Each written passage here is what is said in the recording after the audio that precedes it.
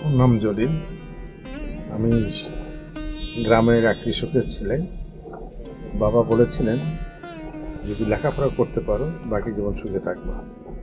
সেই সুখটা অবশ্যই আমি পাচ্ছি। আমি ছুটাছুটি করেছি লেখাপড়া করার জন্য, স্কুল থেকে স্কুলে, কলেজ থেকে কলেজে। ইউনিভার্সিটি যাবার আগে কারমাইল কলেজে অনার্স ফিজিক্স পড়া শুরু করি। সেখান থেকে ট্রান্সফার হয়ে যায় রাজশাহী ইউনিভার্সিটিতে।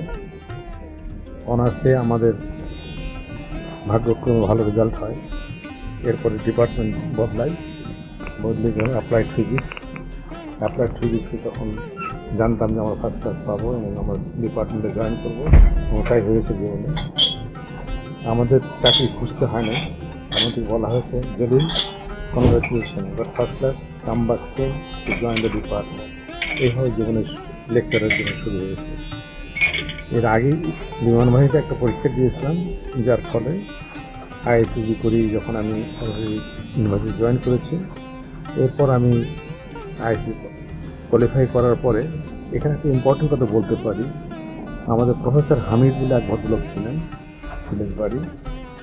উনি আমাকে বললেন যে জলিল, যাও বিমানে জয়েন করো, তোমাকে ওই দেশে বেশি দিন থাকতে হবে না, আমরা শিখিয়ে আলাদা হয়ে যাব। এই যে অদ্ভুত কথাটা আমি বুঝতে পারিনি।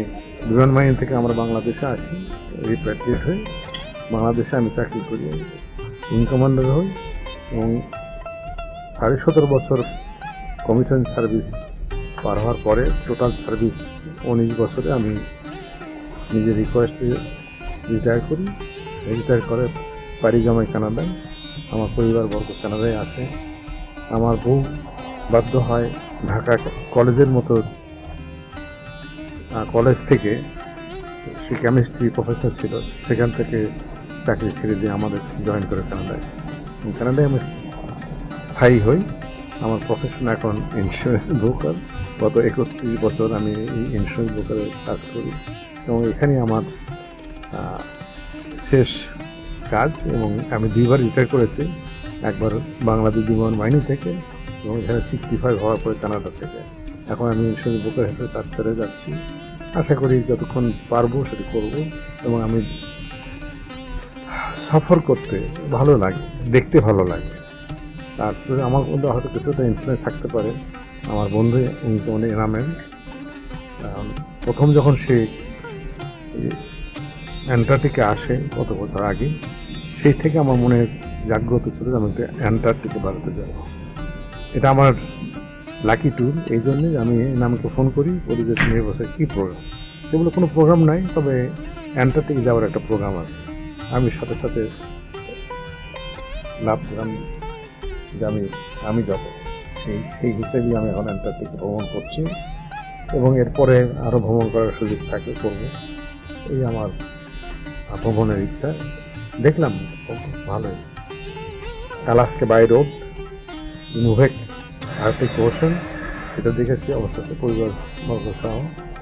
আর ভবিষ্যৎ একজন প্রবচনের একটা কথা, আগে পড়তে হবে, বই পড়তে হবে, বই পড়ে জানতে হবে, জানার পরে ভ্রমণের কথা। ভ্রমণ একজনকে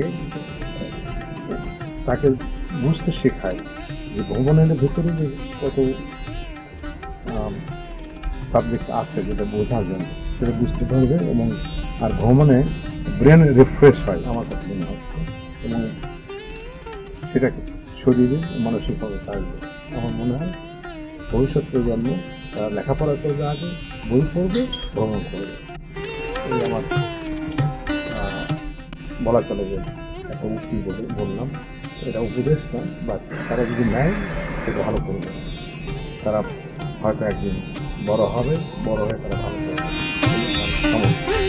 ধন্যবাদ। আপনাকে অসংখ্য ধন্যবাদ।